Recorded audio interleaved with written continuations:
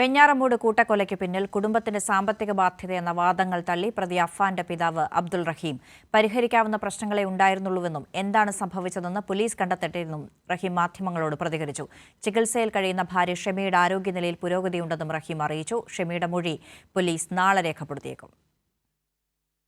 നാടിനെ നടുക്കിയ വെഞ്ഞാറമൂട് കൂട്ടക്കൊലയിൽ കുടുംബത്തിനുണ്ടായ സാമ്പത്തിക ബാധ്യതയാണ് കൂട്ടക്കുരുതിയിലേക്ക് നയിച്ചതെന്നായിരുന്നു പോലീസിന്റെ കണ്ടെത്തൽ. പ്രതി അഫാന്റെ മൊഴിയുടെ അടിസ്ഥാനത്തിലായിരുന്നു പോലീസിന്റെ നിഗമനം. 65 ലക്ഷത്തോളം രൂപ കടമുണ്ടെന്നായിരുന്നു അഫാൻ പോലീസിനോട് പറഞ്ഞത്. എന്നാൽ ഇത് തള്ളുകയാണ് അഫാന്റെ പിതാവ് അബ്ദുൾ റഹീം. അങ്ങനെയുള്ള സാമ്പത്തിക എന്നും വീടുമായി ബന്ധപ്പെടുന്ന ആളാണ് ഞാൻ. എന്നിട്ട് അങ്ങനെയുള്ള സാമ്പത്തിക പ്രശ്നങ്ങളൊന്നും ഇല്ല. ഇത് വെച്ചൊക്കെ ഞാൻ എല്ലാം തീർത്തതാണ്. അതിലൊന്നും കടക ബാധ്യതകളൊന്നുമില്ല. ബാങ്ക് ലോണും മറ്റ് കടങ്ങളും ഉൾപ്പെടെ 15 ലക്ഷത്തിന്റെ ബാധ്യത തനിക്കുണ്ടെന്ന് അബ്ദുൾ റഹീം പോലീസിന് നൽകിയ മൊഴിയിലുണ്ട്. എന്നാൽ ഇത് കുടുംബത്തെ അറിയിച്ചിരുന്നില്ല. എന്താണ് സംഭവിച്ചതെന്ന് പോലീസ് കണ്ടെത്തട്ടെയെന്നും അബ്ദുൾ റഹീം പറഞ്ഞു. ചികിത്സയിൽ കഴിയുന്ന ഭാര്യ ഷെമിയുമായി സംസാരിച്ചു. ഷെമിയുടെ ആരോഗ്യനിലയിൽ പുരോഗതിയുണ്ടെന്നും റഹീം അറിയിച്ചു. ഇന്ന് വൈഫിനെ കണ്ടു, പുരോഗതിയുണ്ട്. നേരത്തെ കണ്ടതിനേക്കാളും വ്യത്യാസം കാണുന്നുണ്ട്. പിന്നെ നിങ്ങളെല്ലാം പ്രാർത്ഥിക്കുക, അത്രേ പറയാനുള്ളൂ.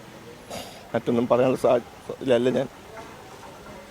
എല്ലാവരും പ്രാർത്ഥന ഉണ്ടാവണം. അതേസമയം മകൻ ആക്രമിച്ചത് മറച്ചുവെച്ച് അഫാന്റെ ഉമ്മ ഷെമിയും മജിസ്ട്രേറ്റിന് മുന്നിൽ മൊഴി നൽകി. കട്ടിലിൽ നിന്ന് വീണ് പരിക്കേറ്റതെന്ന് മൊഴിയിൽ ആവർത്തിച്ചു. ആരോഗ്യനില വീണ്ടെടുക്കുന്ന ഷെമിയിൽ നിന്ന് നാളെ മൊഴിയെടുക്കാൻ കഴിയുമെന്നാണ് പോലീസിന്റെ പ്രതീക്ഷ.